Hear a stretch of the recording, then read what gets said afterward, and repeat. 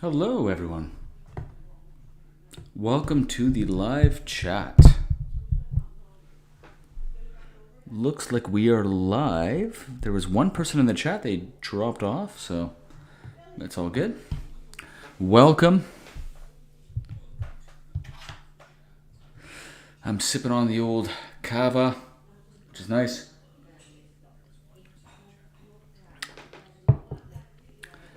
We're going to go give it like maybe 2 or 3 minutes and then we'll get right into the video. Hello from Mission, BC. Welcome back to the chat, Julia.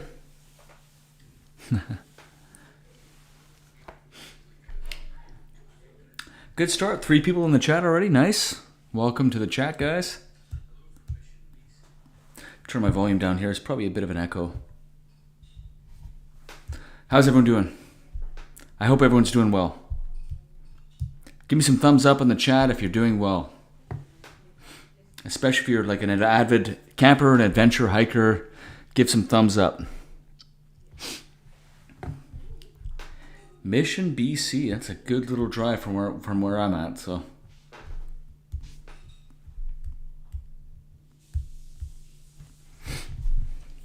So, on today's video, we're going to cover off more abandoned sites in British Columbia. So, we jumped into Washington, the United States, state of Washington. So, on this one, we're going to, hey, hello. Hello. Welcome to the chat. So, we're going to cover off some like really cool abandoned sites again. And feel free to throw some comments in the comment section. The last couple of videos, no comments. There was a few comments, but if there's something you want to see as far as these videos, let me know, and we'll definitely put it in the conversation. We'll like start to share some videos of people that are in the chat because I love the stuff, and I hope that you guys love the stuff as well. So again, on this episode, we're jumping back into British Columbia, Canada, and we're going to look for abandoned sites. I've already got some pre-designed videos that we can check out, some content creators that we can share as far as videos. And I'm finding the more and more that we watch these videos, the more that I realize that there's way more content creators that are much better at this job than I am as far as making videos and content and video shots and camera like pictures. And yeah, like I'm definitely like way far behind on what I need to be as far as making YouTube videos. But that's okay. I love to share other people that are better at it.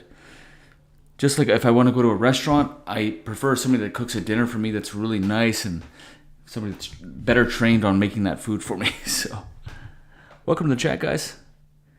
Yeah, Julia, yeah, me too. I love sharing the abandoned videos because I learn new spots that I can visit.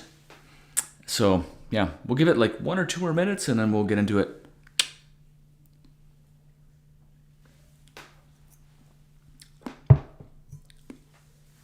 Welcome to the chat, guys. Welcome to the chat.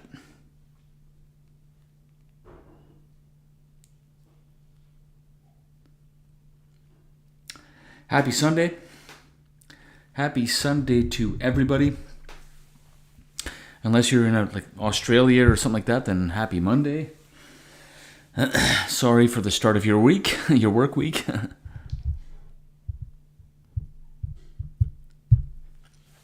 So on tonight's episode, we're going to cover off 5 spots in British Columbia again that we haven't covered off yet, and they're in BC, and they're abandoned sites. And they may interest you, like that you might want to put them on your list of places to check out. So let's get into it in the next minute.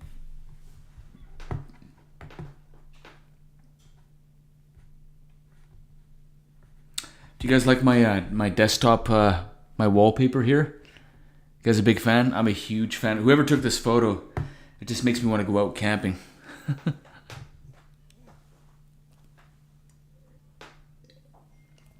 Sipping on some cava.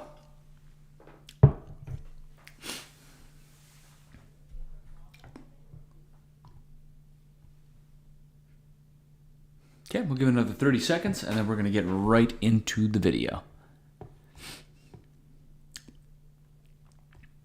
So one of the ideas that was played with earlier is the idea of pre-recording some of my videos, doing some video edits so there's not like some awkward pauses in the middle. and then like us having the ability to chat during the video that you see that I've pre-recorded. I want to know everyone's thoughts on that. Like, what's your thoughts on that? If you're okay with that, or if you like the live style video where we just kind of share what we share, things happen as they happen, and then we sort of respond to comments and questions as they happen. So let me know what you think in the comments, and then we'll kind of decide on how we move forward with the live chats.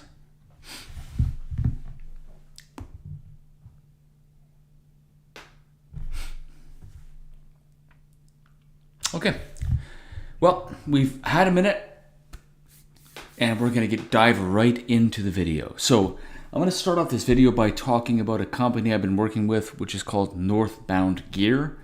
And so they make outdoor like gear, camping pants, outdoor hiking pants. It's really super durable, and again, I've talked about it for a number of years, and they're really, really good. If you want to get yourself a 15% discount, use the code BENVENTURES, BENVENTURES, to get yourself that discount. And I swear by their product. Like I know I'm like speaking from a place where that makes me commission, but it really is a product that works well for me. I try to, like, I'm very durable on my products, very durable on my my camping gear. So northboundgear.com. Check them out. It's a great site. They've got lots of content, lots of gear that you'll really enjoy. So check them out. So let's get into 5 different abandoned sites in British Columbia. I see 3 people in the chat, so I'm hoping that we get lots more numbers on this chat.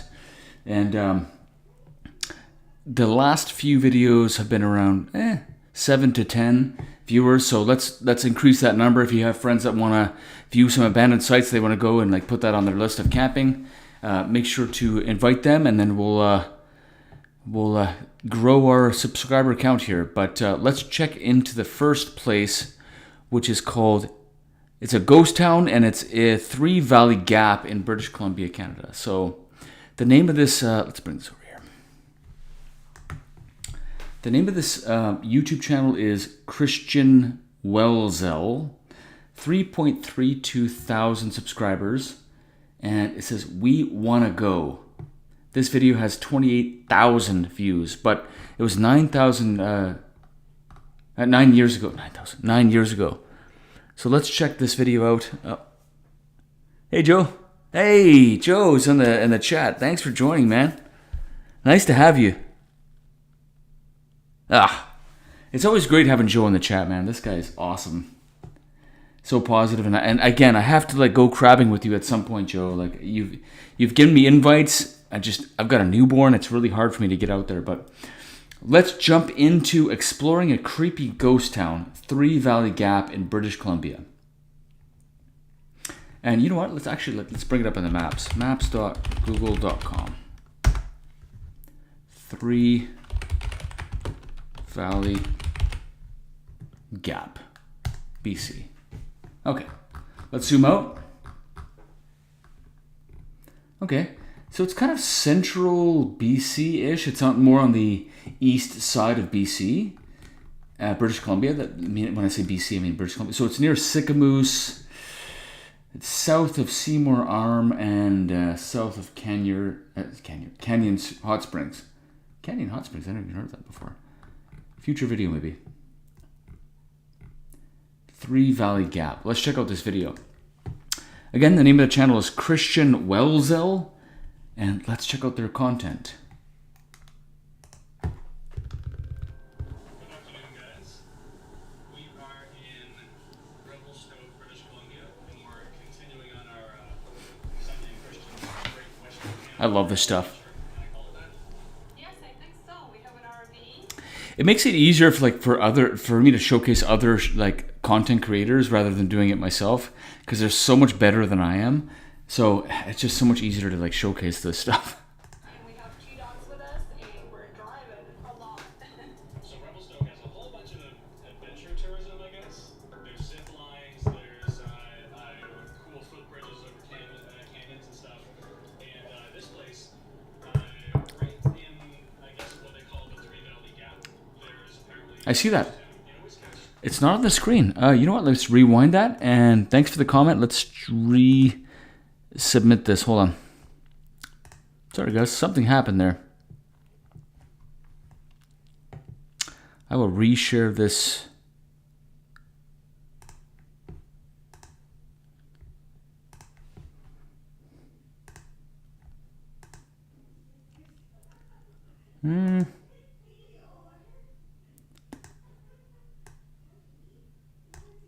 Let's try that.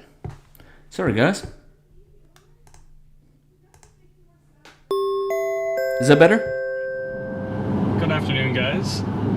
We are in Revelstoke, British Columbia, and we're continuing on our Is that working now? Christian's Great Western Canada RV Adventure. Can I call it that?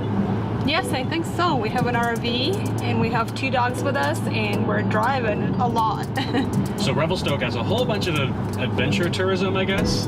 There's zip lines. There we go. There's cool footbridges over canyons and stuff. Sorry about that. And this place, right in, I guess, what they call the Three Valley Gap, there's apparently... How's the sound quality? Thumbs up on the sound? Drive by. So we're going to stop in there and do a little tour of that. And we'll share that with you guys. Three Valley Gap. There we go. We're almost there. Okay, I missed the entrance last time. I don't know if this is it. We just need to find a parking spot. Cool, look at the old train. Right there, guys. Oh, I'm Nice. not sure if Christian Good told sound. you Okay, guys, thanks. but Thanks, this is Joe. Thanks, also Julia. A hotel where you can stay. Ooh, nice. Okay. Ready? Yeah. Alright. Ghost Town Hotel She or likes it. motel. No, you do. Good. Thanks. Thanks, Jay. Here's a map of our heritage town. Oh, wow, it's big. We have a collection of 26 original buildings, 45 displays. Wow. This The guy buildings loves come from a his job. 200-kilometer Loves his radius job. dating back to 1862. And I would the too, first actually. gold rush on the Columbia River. Alright. The Red Roof Building is the largest covered roundhouse in North America today. I didn't know. Operating turntable, 6 railroad cars lit up and on display for you to go through. Wow. Nice. Off the front, a room with 2 levels of collectibles with a steam locomotive as a centerpiece. Wow. And if you go through our covered bridge, you will discover our collection of antique automobiles. Oh, But the amazing part, antique automobiles. Gordon and Ethel Bell, the founders and builders of everything you see here today, there's Gordon's picture in his Let's story, go take a look. spent their entire lives collecting everyday items used in that Let's period pause of this. time. Have filled Look at that face. He's a founder. Guaranteed he's a founder. That would be so much fun. Like, totally fun. Heritage Ghost Town. all the buildings in our town with their collection. Wow. Dreams come true, right? Well, I'm not sure if it was really a dream by the time you got to the end. It's like this. Gordon had so much drive, he fell into the parent trap. Oh. He decided he could live his children's lives for them. They all work here today. Gordon never gave them any choice in that. Really? And when he passed away, he put everything here in a trust in his name to be managed by the family. They cannot sell anything. Really? There's a clause in Gordon's will that states In BC history and Canadian history, unfortunately, there's like a really undertone of sad stories. We want to like believe that it's like, oh, it's all fun and games. No, it was like very ruthless. It was a really hard job. Yeah, I understand kind of what he's talking about as far as explaining the history of these explorers and the history of the BC history. It's hilarious. if any of his descendants want money, they have to come here work, earn it as a wage. I claim Strict, Gordon's still running the place from the grave. Wow. But that's the kind of drive it takes to do all this, starting with nothing. True. Let's see. Okay, so they're walking into the tourism. Okay. I like these two. It's a good channel. It's really fun to watch. Ooh. It's a legit ghost town. Candy shop. Cool. Kind of spooky in here. Everything here is spooky.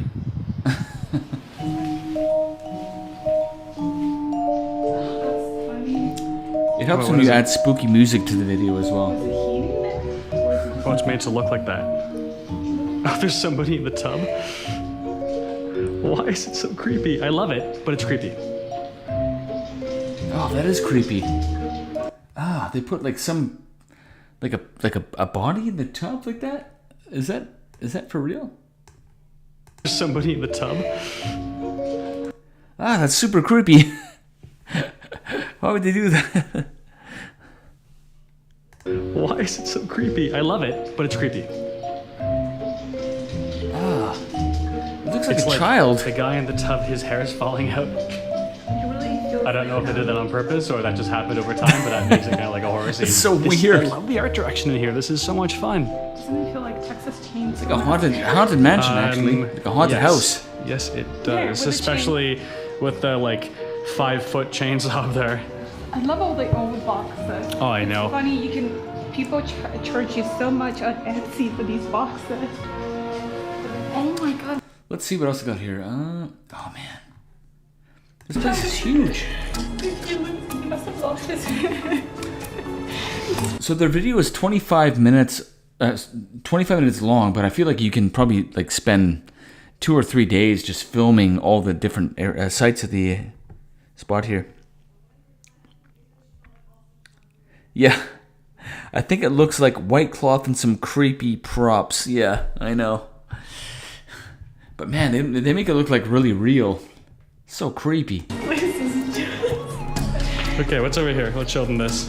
Again, the name of this place is the Three Valley Gap in British Columbia, and it's a haunted ghost town.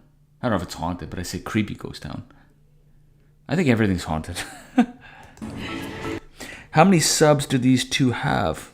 Yeah, they have 3.3 thousand subs, and I feel like they should have way more. So if you guys have a second, make sure to sub to their YouTube channel, because they do a really good job of like adding music and recording and like doing video editing and stuff like that. So it looks like they put a lot of effort into their videos. So make sure to like and sub their channel.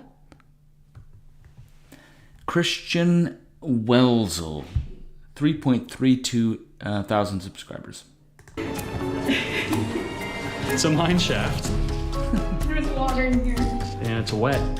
Like all around there.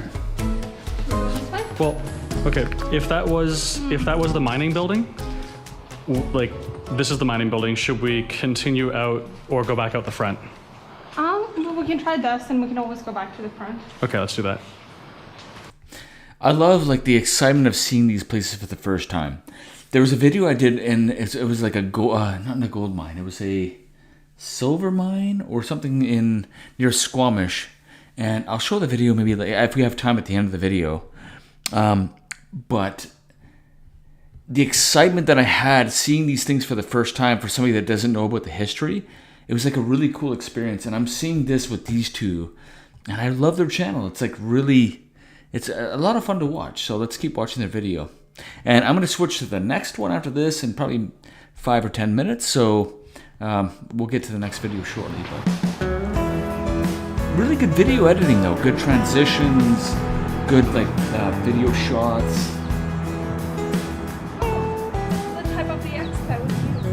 Honestly, this feels like any Western movie you watch, Welcome to the chat, guys. right? Throw some comments in the Look at chats, the guns. guys. Come on. Well, I think they're just, I don't know, they were just wooden models.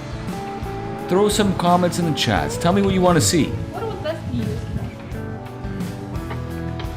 for? So many quiet people in my community for some reason. I don't know why. I'm the I think loudest we're person ever. grinding, what, coal? And then we'll go.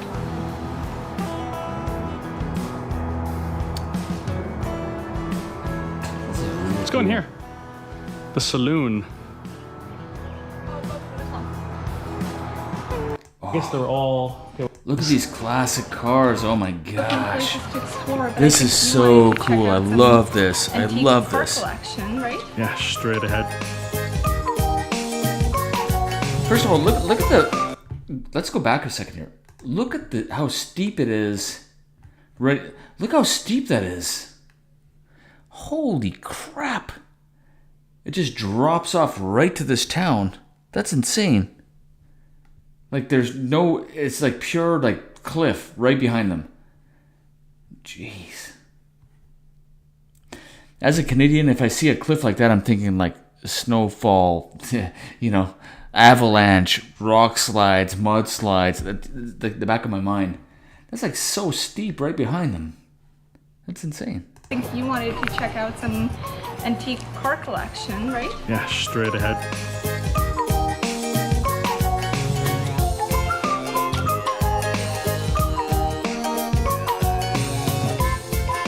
Look at that.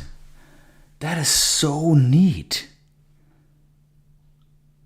Okay, I'm gonna put the description, the links in the description so you guys check this out. But this is really, really neat. Like they line up all these old school cars like in a row. Oh, that's so cool. Look at that, like the old leather backing of the seating there, and like this, the steering wheel is so like high, so high up. Oh, that's cool. That is a super nice collection. I don't even want to know what the cost is of this collection, but I can imagine it's very, very up there. Holy smokes. I'll tell you which one I want. I just have to see the entire selection first. Take any one of these. I love these really, really old ones. I'll show up to work in these. I like this channel a lot, actually. I think they do a really good job of like showing the video, doing some over talks of the video. It's nice.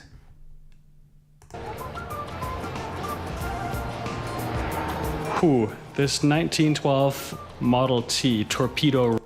1912 Ford Model T Torpedo Roadster. Huh. Let's look up the price of that. Should we? Let's see the price. What was it? 1912 Ford Model T. Cost.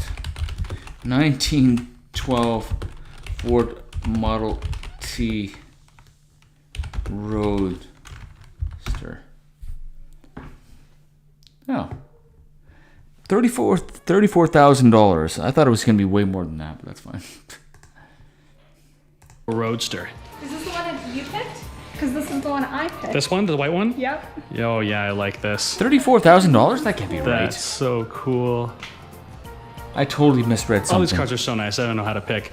The super old ones, I guess they're all. Okay, wait. It goes on 1926, and then it gets newer as we go this way.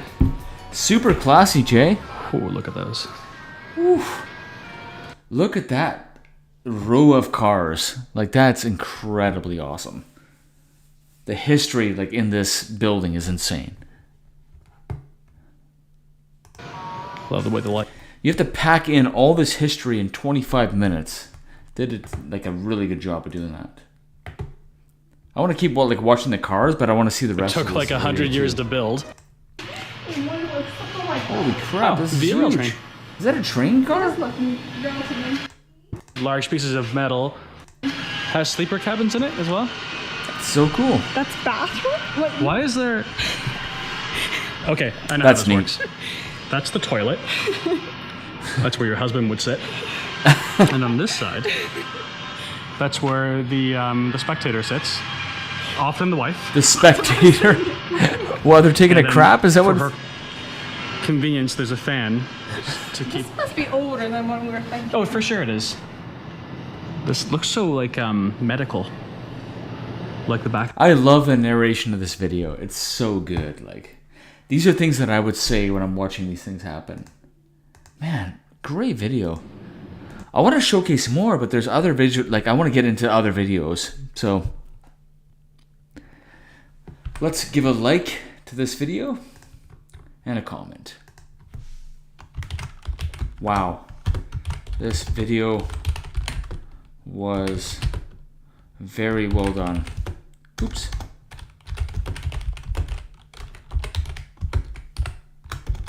I cannot spell right now. Thank you for sharing this amazing content.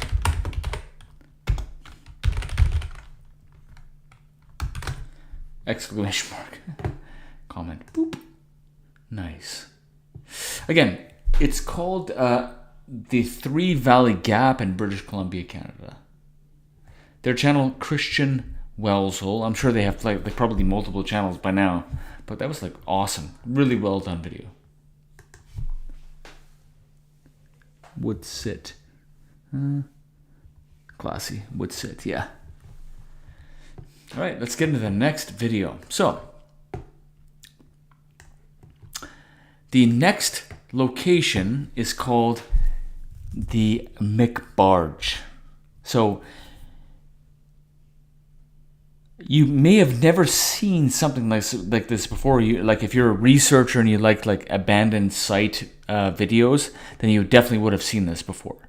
But this is called the McBarge, and it's a floating McDonald's that was in Vancouver. And well, let's let the video do its talking. So hold on. Can everyone see the video okay? Yeah.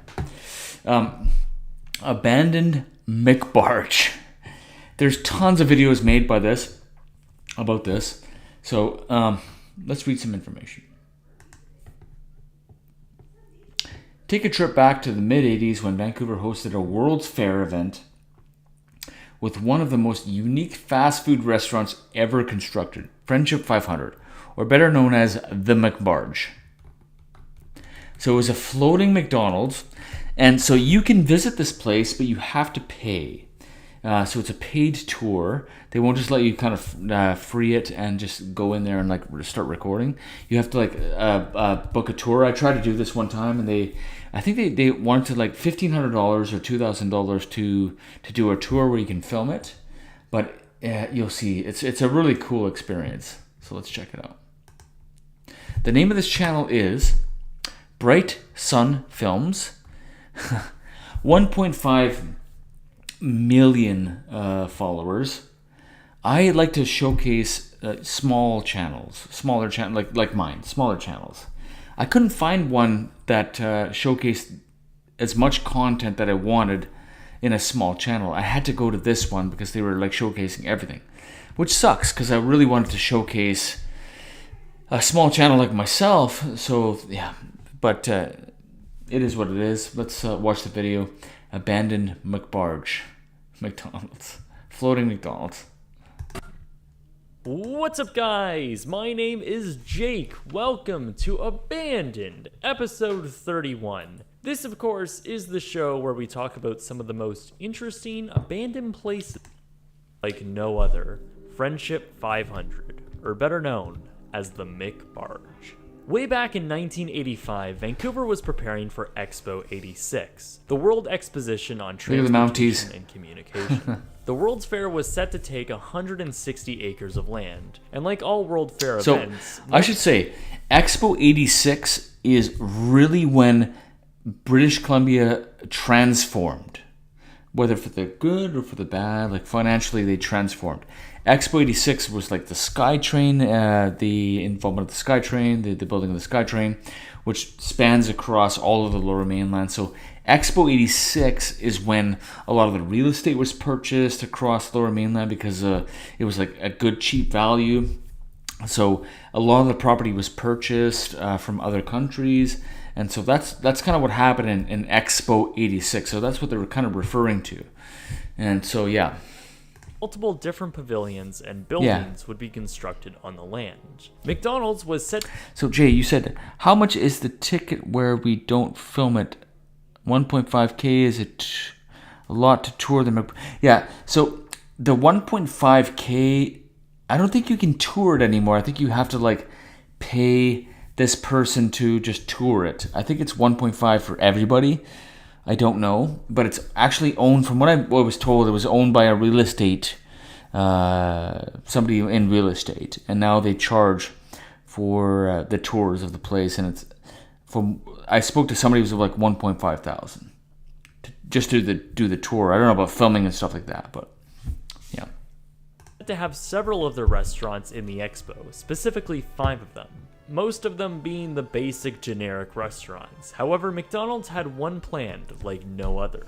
Designed by naval architecture firm Robert Allen, McDonald's was building a 2-story floating restaurant called Friendship 500. I don't know The why, reason though. why it was given the 500 name was because it was the 500th McDonald's restaurant in Canada. Though technically it wasn't the only floating McDonald's in the world. Even though dates are a little skewed, sometime wasn't in the only early one in the world, 80s, okay. the fast food chain opened a riverboat restaurant in St. Louis. Oh. And sometime in the No early idea. I had no 2000s, idea. it later closed. With $12 million collectively being spent on all 5 new restaurants, Friendship 500 was launched and taken upriver to serve guests of Expo 86. I see why this channel is doing so well. He explains the videos very well. This is, by the way, this is BC Place right here. That's our stadium, one of our stadiums. There's also Rogers Arena. So this is like, look at the mountains surrounding this area though. Like, you understand why we pay what we pay for rent and mortgage and a variety of other things. Because we're surrounded by this in our backyard. Like, if I want to go for like a hike up the mountains, for like a 3 or 4 day hike, and disappear in the backcountry, you can easily do that in the back. Like, it's easy to say, this is why we get charged what we get charged for mortgage and rent. But the mortgage and rent is astronomical though as well. It's out of control. It was rumored, though, that the final cost of Friendship 500 was around $8 million. Along with the fair, the McBarge opened in May of 1986. It was 187 feet long, featured 2 stories of dining areas, and was able to seat around 390 people. That's so cool. Friendship 500 was located on the far west portion of the fair. So they probably had like planes that would land, and the water is right in front of the McDonald's. You pick up like a Big Mac, you land there, and you take off. I guess, I don't know. That'd be hilarious. But a bit of a costly travel thing. But Anchored adjacent to the Malaysia Pavilion. People absolutely loved the Yeah. restaurant, and collectively so, Joe, you mentioned it's cool to see the empty space to the BC Place where Rogers Arena is now. Yeah, I know. Yeah, totally. throughout all the other McDonald's restaurants in the expo, it was one of the most popular and profitable. In fact, throughout the entire fair's... What was that before and behind there? What was that? Can anybody answer that? What is this here? Is that a ride or something? I've never seen that before. Ever before.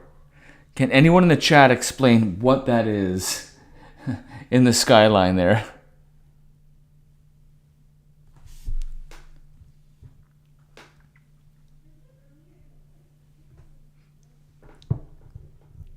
Nobody? Nobody can explain what's going on in the skyline there? What is that? restaurants in the expo, it was one of the most popular and profitable. In fact, throughout the entire That's crazy. fair's run in 1986, the restaurant had sold more hamburgers than any other McDonald's restaurant in British Columbia. This Big was surprise. probably because of the design to this floating restaurant just being so unique. Its early to mid-80s modern design was eye-catching enough, along with the fact that it was on the water. The interior was also something to be desired, as it was a new look for the fast food chain, with The interior. So they're trying to make it look like sort of like a restaurant. There's anchors on the. That's hilarious. The ground was probably so greasy from the Big Macs and the French fries, I would imagine. So there's a place that I visited in Portugal. And it's apparently the most high-end McDonald's that ever existed. And I'll put the link in the description for you guys to check out. But it was a beautiful McDonald's. It was gorgeous. And again, it was in Portugal. I think it was Lisbon, pretty sure. But I was like, whoa, this is the coolest McDonald's I've ever seen in my life. But looking at this, I'm like, wow, this is a really nice McDonald's. wood floors, framed art, and 2004, the McBarge had returned to its original anchored spot in the Burrard Inlet. The Burrard former Inlet, restaurant was once again left That's with so simple cool. watertight compartments. Finally known as Howard had Again, you have to pay for a... although its design looks very much like McDonald's Western HQ, just off Wellington and Okay, yeah. Yeah, so cool. Again, the McBarge, pretty neat. Let's jump into the next location. So, the next location is a little bit of a time capsule from 1963. It was left in 1963. Let's check it out. So, the name of this channel is Destination Adventure. Let's read some information about this location. So 153-mile store. So, oh, this is cool. So there's different. Let's talk about like how the miles work with this part of British Columbia. So.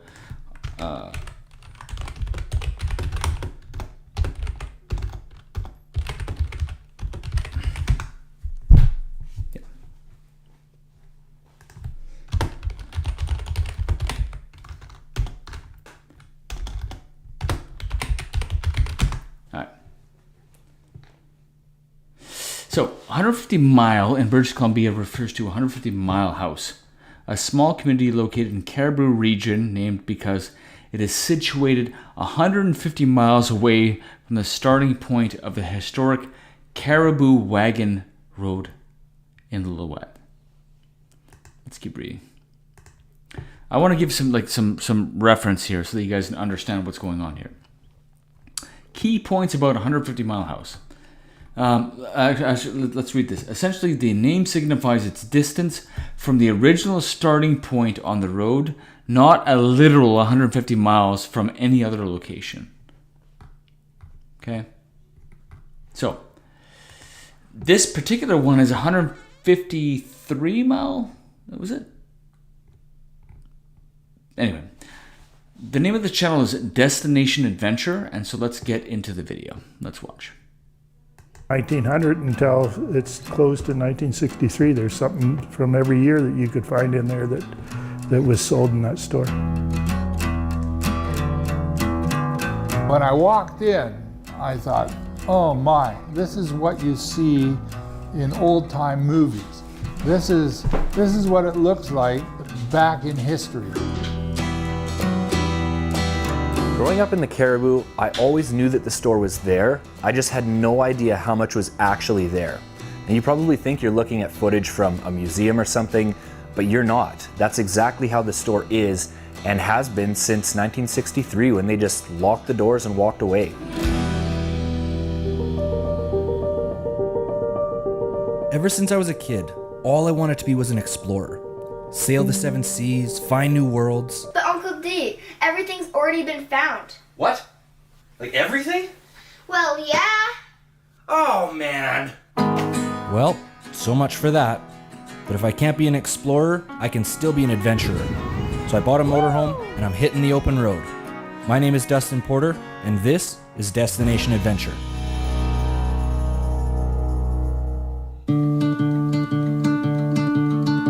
It all started in the Tyrol area of northern Italy, where Italy borders up on Austria, right at the base of the Alps there. He had an uncle who had come out to search for gold, and he had letters from his uncle. They spoke Italian, of course, and the uncle wrote British Columbia as British C-O-L-O-M-B-I-A, British Columbia, which is how they spelled it in Italian. So he and his friends booked passage on a ship to Columbia, which was about 3,000 or 3,500 miles away from where they really wanted to go. The captain, who was a pretty reasonable fellow, agreed to put them off the ship at Colon, C-O-L-O-N, which is in Panama.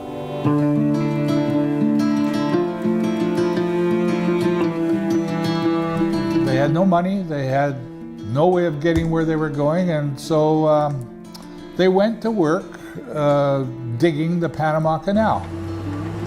Anyone who knows about the Panama Canal knows about the conditions. They were just atrocious, and yellow fever, and dysentery, and malaria. They all got really sick. I don't know what the disease was, probably diphtheria or something like that. But I believe a couple from California took him and nursed him back to health. One of the bosses took Louis home to San Francisco with him, and his wife nursed him back to health. And once he got healthy and that, then they put him on a boat to Victoria to his uncle's. When he got to Victoria, his uncle wasn't there. His uncle had written Victoria, BC, but it was Yale. He worked in Yale for a bit, and then he came north. Around that time, a young woman named Clara Noble was appointed as the teacher at Lac La Hache School. There we go. He That's decided better. that this was going to That be was his dizzying. wife, and he courted her, and they got married, and shortly after that, There we they go. That's decided better. that they wanted to go and find a ranch of some sort on their own, and they headed north. By 1898, 1899, they were renting the ranch at Mountain House, which is 158 Mile on the old Caribou Wagon Road. They stayed there for a couple of years. She had a couple of babies. They left the 158 Mile, and he knew about the land. It's a really cool history. Like, I had to, sorry guys about the video stuff going on there. My camera was not working very well. I had to like reset some stuff with OBS, which is the software that I use. But yeah, a really interesting story with this this particular video here. Again, name of this the channel is Destination Adventure, and what's the name of the information here? It's about the 153 Mile Store is what it's called. And from the information I was told that the guy died inside of the store. Yeah, it's really sad. At 153, and it was, I think, in 1915, that little store was far too small, and they ended up building the present building, which you see there today. That store served this area. It was the place. You could get anything there. If you couldn't get it, they'd order it for you, and it was well used by the... So cool.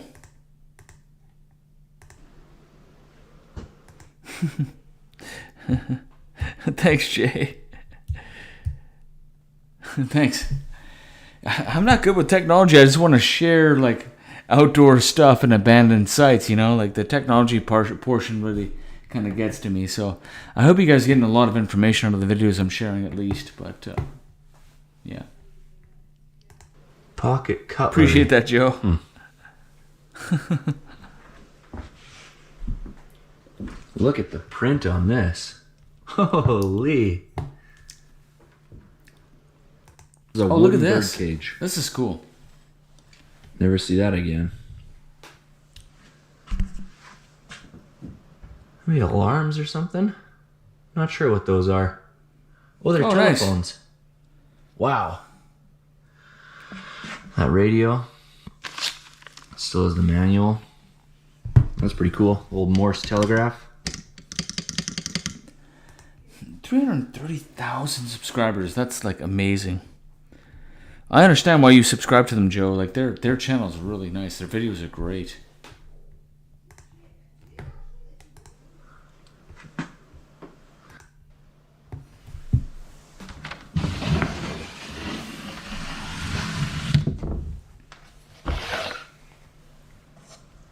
Violet powder. Violet powder? What's that? Huh. I'm sure it's not safe, and it's probably cancerous, I would imagine. This corner over here is pretty fun. This is all games, like board games and stuff. Look at that. Huh. You know what? There was kids that grew up on this property. Three Stooges comic book. Wow. Not even out of the The Three Stooges had a comic book? Are you serious?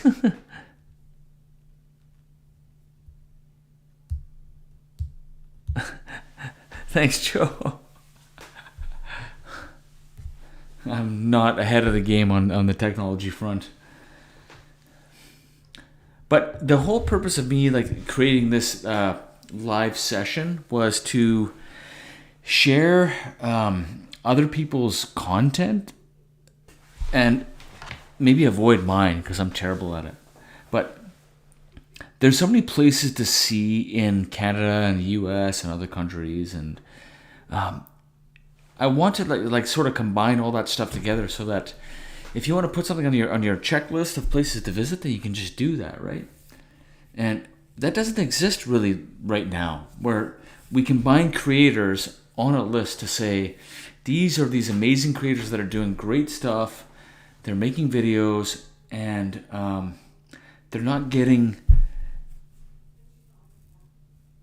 enough credit for the work that they're doing, and they should be, because YouTube is not really sharing a lot of their content, their videos and their shorts and their and I know what that feels like. When I first started my channel, even still now, when I make my videos, it sucks. I put a lot of work into my videos, and I do all the shots and I do all the video editing with Premiere Pro or Final Cut Pro or whatever software that you use.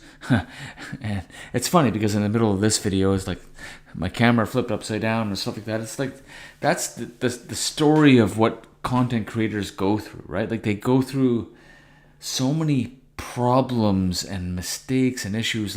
Why would OBS, the name of this company that I'm using for this recording, why would it revert back to my camera being flipped upside down? I've been using this camera situation for a long time.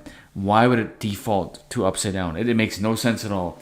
And so I understand the frustration with technology and what people are going through, but I want to showcase the craft and the thought that's going into their videos, and the blood, sweat, and tears that they're putting into it.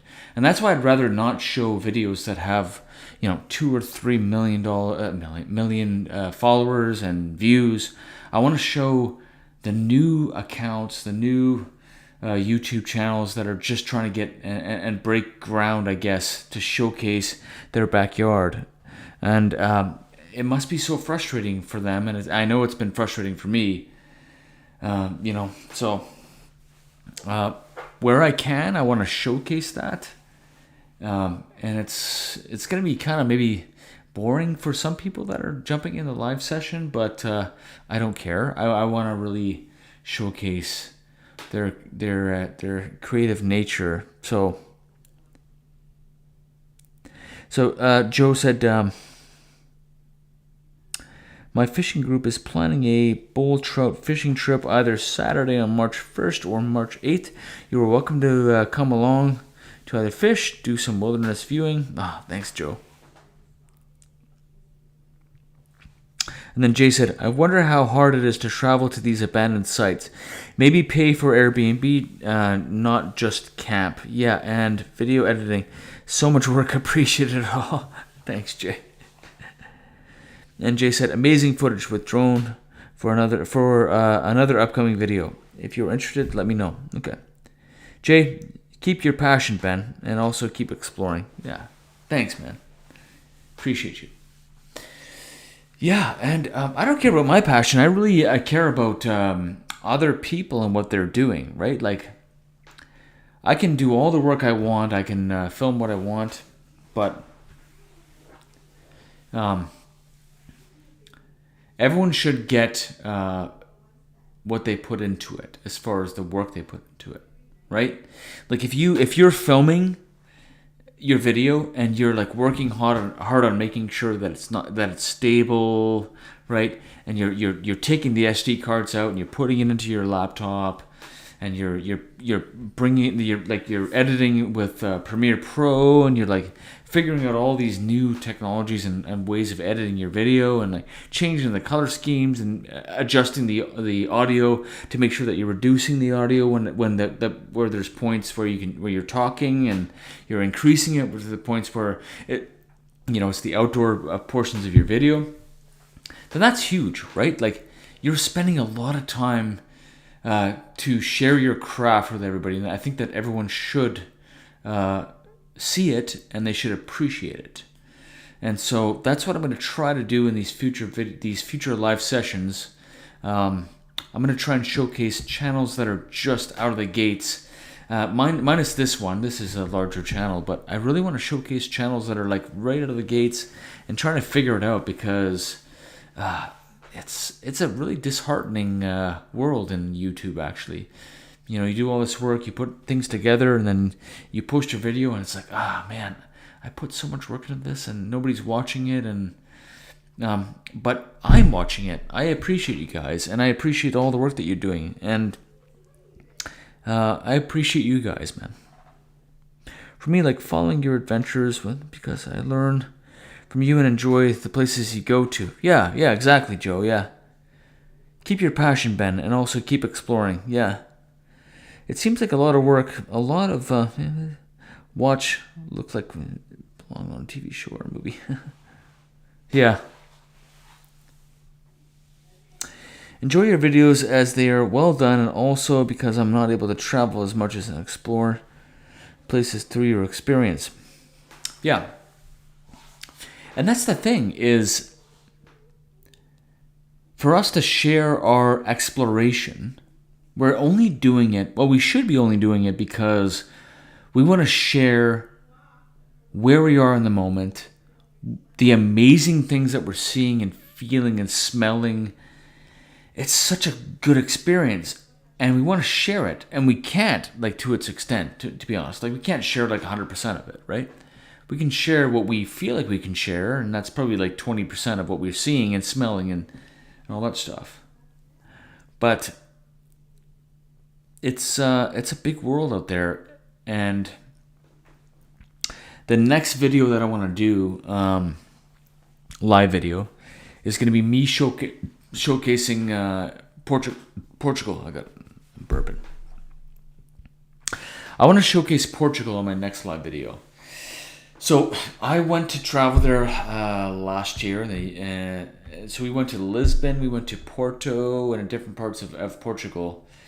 And for me, I'm not a huge traveler. Like, I don't have money. Like, I'm just a traveler. The guy that I'm trying to like save my pennies and try to go to places where I think that make the most sense for me with like someone that doesn't have a lot of money. And Portugal was one of those spots. And so I want to showcase the amazing places that I went into Portugal. Because Portugal is one of those spots where, like, man, I can buy a place here probably in the future to retire here, and the people are nice, the area is clean, the food is great, there's beautiful beaches. Like, Portugal is like one of those spots where I was like, I have to showcase this. And I did on my YouTube channel. I got like maybe, I don't know, 50, 100 views, which is fine. It's a new channel. It's a small channel that I have. But I think on one of my next live videos, I'm going to showcase the spots that I visited on my travels as a newcomer from the outside looking in. Portugal is one of them, the Netherlands, and like a few other places. So I'm going to definitely showcase that on some other live videos. If you guys want that, give me some thumbs up on the live chat. If not, then that's okay. Thumbs down, that's fine. I don't mind. But yeah, Europe is a beautiful place. We went to Ireland. We went to, yeah. So yeah.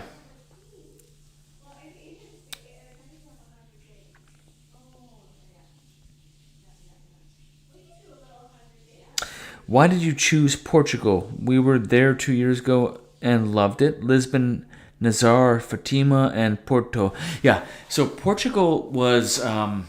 so it's bittersweet with Portugal with me. I was planning on this video sharing like some abandoned sites, but I don't care. I want to freestyle it. Who cares? Let's talk about travel, right? So Portugal, the travel was fine. The flight was fine. When you get there, driving. So I drove there. I drove in Portugal. And when you get out of the airport, you hit this huge roundabout. That was sketchy for me. So like as soon as you drive out of the airport, there's a massive roundabout with like multiple lanes. I was like, how do I get out of this roundabout? This is like super sketch for me. Like I don't know how I'm getting out of this thing. So I got out of this thing, and then I started driving in Portugal. I'm like, it's easy to drive in Portugal. It's beautiful. The roads are open. They're clean. They're very well maintained. And I was looking at the landscape of Portugal. I'm like, man, Portugal is freaking beautiful. Portugal is beautiful, guys. And so we ended up going into Lisbon. And so what I was told before I got into Lisbon is that I drove there. Yeah, I drove. Yeah. So Lisbon is like super hilly, right? So if you're going to walk, I've got a newborn, so I'm going to like push my kid up these hills and stuff. It's super hilly. When they say that Lisbon's hilly, yeah, it's really hilly. It's really super hilly. And it was really hilly. It was really hilly. But when we were there was a lot of construction. So we had to like kind of walk around the construction area. So we had to like go the long way around in the construction area. And so it was like uphill, but like the long way around. And Lisbon was really cool. There's a lot of shops. You can get like a $2 beer. So if you want to get a $2 beer and grab it and just walk with your beer, it was great. And Lisbon was great. But it was not my favorite place. Lisbon was not my favorite place. To be honest with you. Portugal, 100% my favorite place. Porto was like, oh my gosh. And that's why I say I'm going to share some videos in my next live video. Maybe if you guys are interested of looking at Portugal, if you have a second, go to my channel. Like check out my videos. I've got lots of stuff of Portugal and Netherlands and other stuff. But Porto, they had I fell massively in love with Porto. There was like live music that was playing, like beautiful classic guitar, and there was a what's it called? What's it called? It escapes me, but yeah, you just go across the city. You go up in the city, and you see the whole city. You go up to like Porto. I absolutely fell in love with the people were so nice. The food was so good. I put all the links in all the restaurants that I ate in Porto and Portugal in my videos. So I'm not trying to like boast on my channel. I'm really not trying. I don't care. Like whatever. I've got a crappy small little channel, but I tried my best to put those videos together so you guys can like really see where we were eating and what the places we were visiting, because you will enjoy it. Yeah.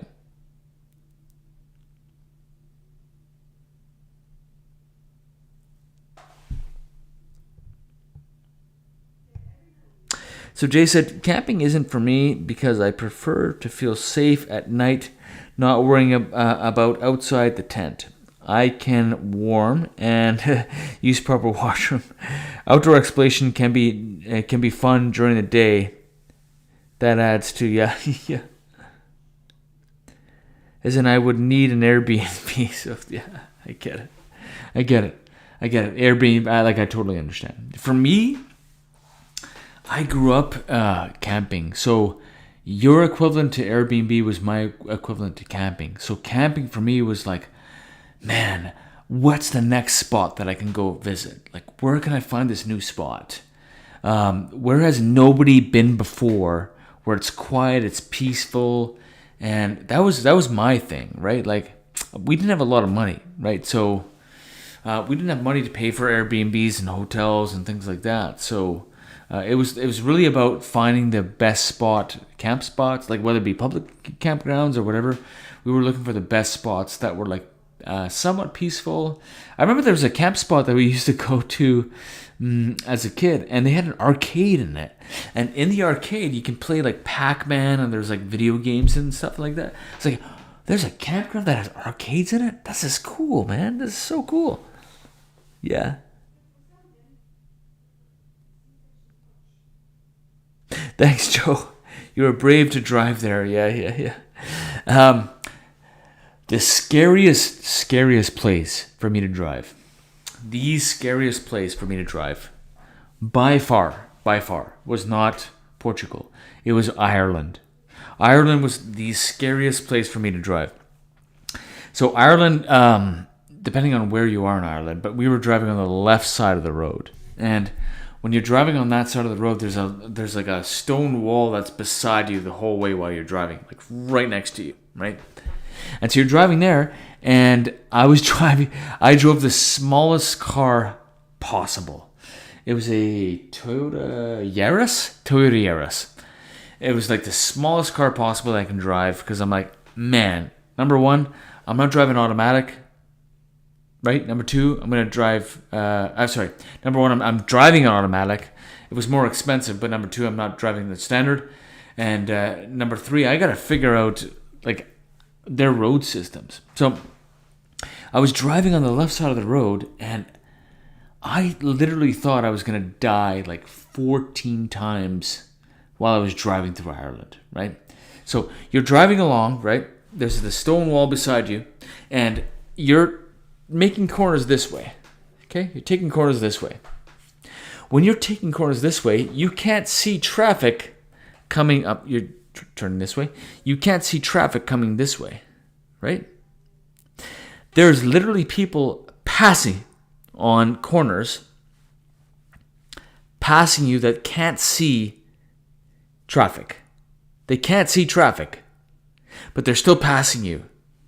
You're like, what are you doing? This is insane. Like, you're passing me here. And so you'll come up close, and there's cars like passing you. You're like, oh my, holy crap, these guys are crazy. They're crazy. And it's funny, like, the speed limits are really slow on the narrow parts with the stone wall. And then it slows down on the wider parts in Ireland. You're like, oh my gosh, this is craziness.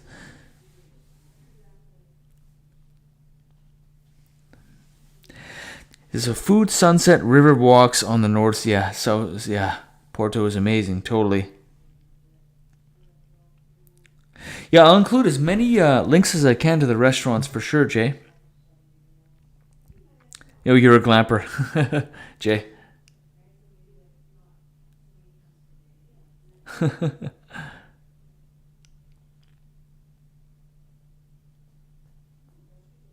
Yeah, so Ireland is not the good answer is that Ireland's not mountainous, it's hilly. That's exactly right. Ireland is very hilly. And coming from British Columbia, I thought that British Columbia was green, right? I thought that British Columbia was the most green place that ever existed. Then you go to Ireland and you look at the green colors that are in Ireland. I was like, man, the colors in Ireland are so green. It's incredible. Like, it's incredible.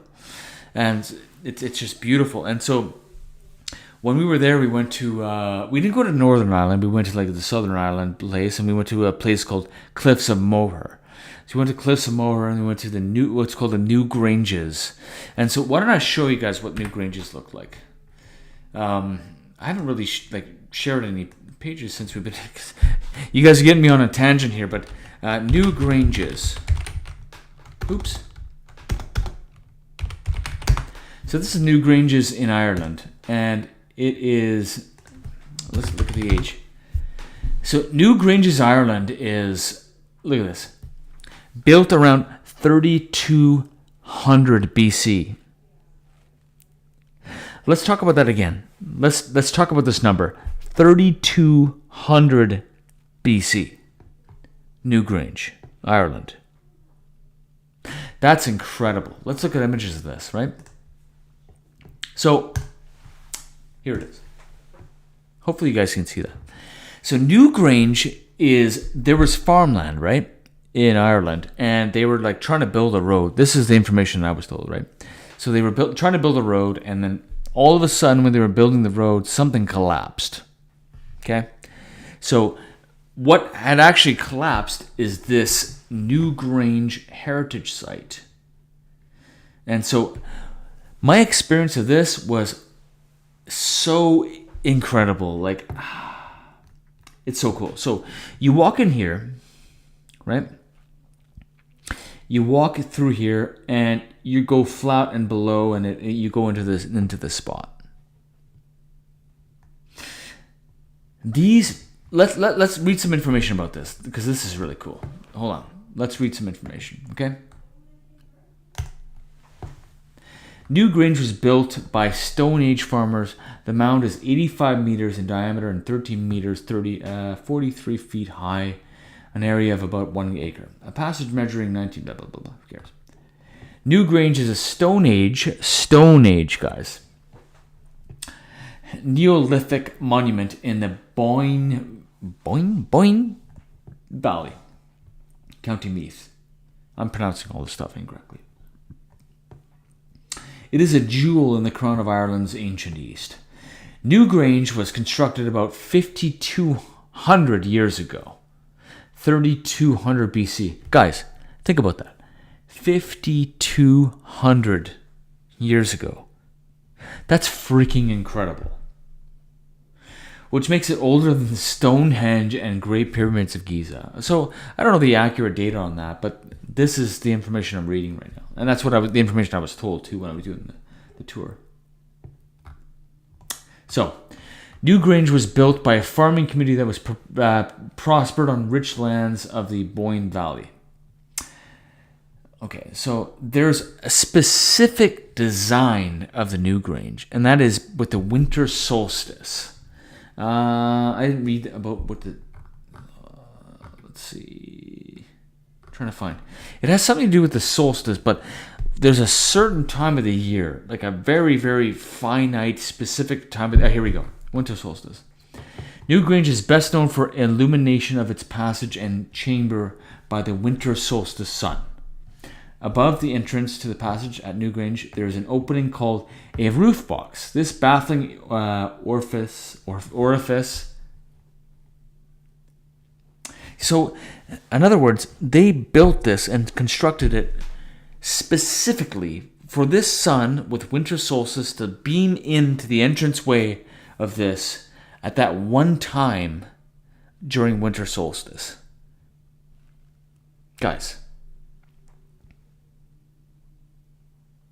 that's freaking insane. Insane. Okay, I should read some comments here. Sorry, guys.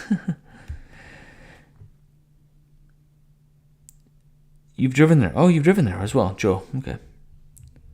You were there for 3 weeks, and it took me about 2 weeks to get used to it.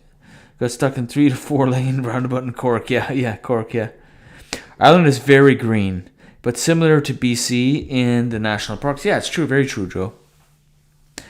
Thanks for replying to me. A friend visited Ireland recently and talked about how green it was. Just seems beautiful. Joe, we went also 2 years ago after Portugal for a week. And the weather in Portugal was warm and sunny. Ireland was wet and colder. Yeah, of course. Yeah, it was. Yeah, when we were there, we actually stayed in a castle, and we actually went to a castle, the very castle where the movie Braveheart was filmed.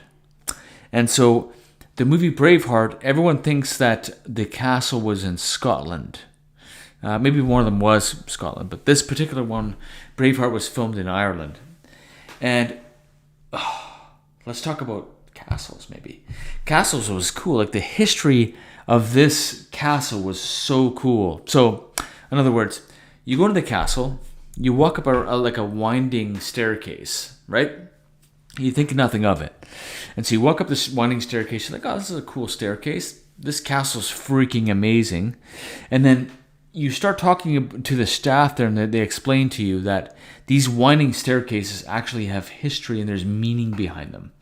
And they talked about this saying, shit end of the stick.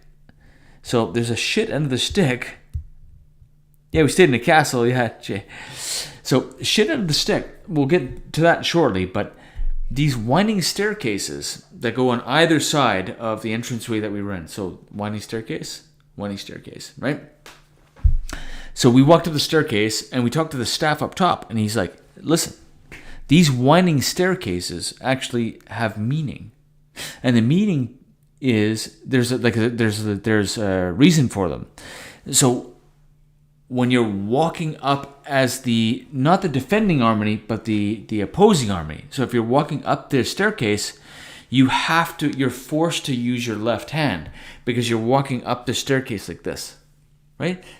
This way, up the staircase.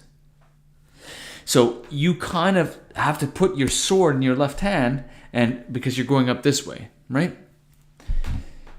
So if it's the other way, so when you're the defending army, you're going down this way, you have authority with your right hand. So you put the sword in your right hand, and you can sort of go down the staircase, and you can sort of attack your enemy forces with your right hand. And from what this guy said was that the lore behind this is the shit end of the stick. The shit end of the stick. This is what this guy told me is the people that were left-handed in the defending castle, right? The people that were there defending that were left-handed got the shit end of the stick because they were not right-handed. They couldn't go down the staircase. So they were the ones that had to stir. There's like pee that killed bacteria. You would hang clothing around, right? You'd hang clothing, it would kill bacteria on your clothing, urine back then in the day. And so the left-handed people were the ones that had to stir the pee. Hence the term shit into the stick. I don't know how much validity there is to that, but that's what I was told at that particular cast where they filmed.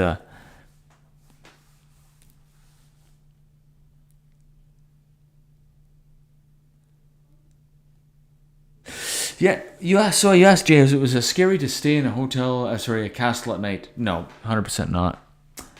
We knew it was kind of a mix of a hotel, so we're like, man, this is really cozy.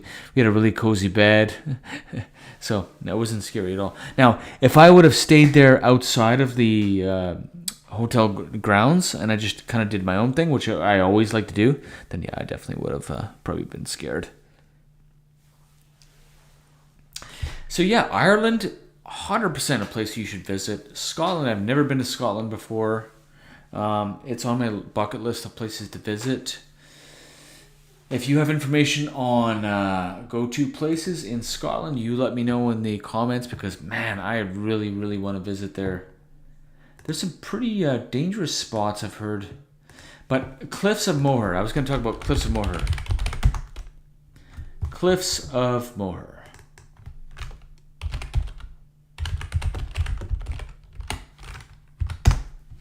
So this is where we visit in Ireland, and it is a must if you are going to Ireland. It is windy, but it's absolutely gorgeous. I mean, check that out, guys. Oh my gosh, reject cookies. It's beautiful there. Absolutely beautiful. Oh my gosh, there's so many like...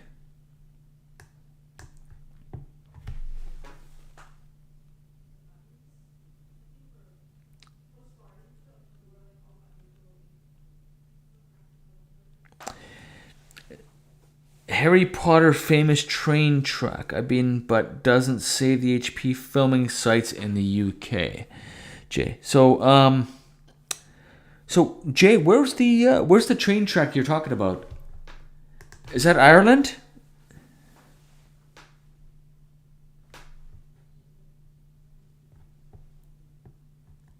I'll give Jay a second to respond, but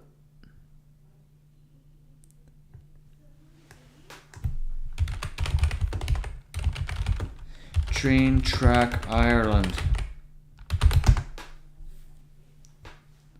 Oh, in Scotland.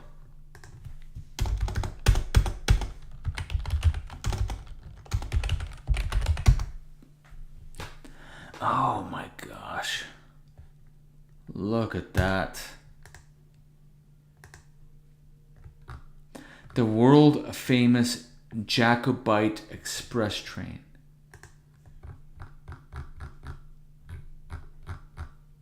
That's amazing.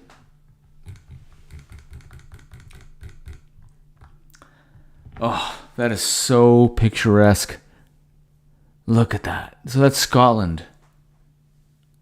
Looks very precarious, but looks beautiful. Look at that, guys. Huh.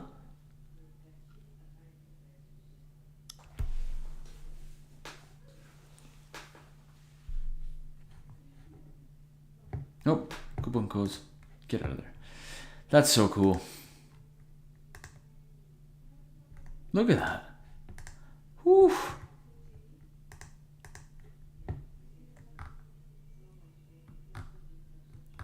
Riding the Harry Potter train in Scotland is just epic as it sounds.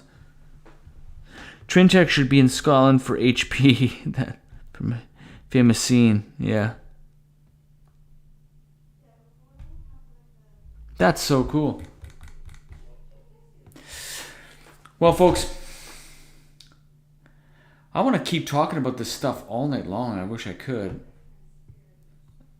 But I got to get to reality. So I appreciate you guys. I'm going to end the live stream here. And I really look forward to future live streams talking about this stuff. Like, I really like the comments where people like give me information, places to look up. That's what I want. This is exactly what I want. I want to see places that nobody has ever seen, or that people have seen they want to share with others.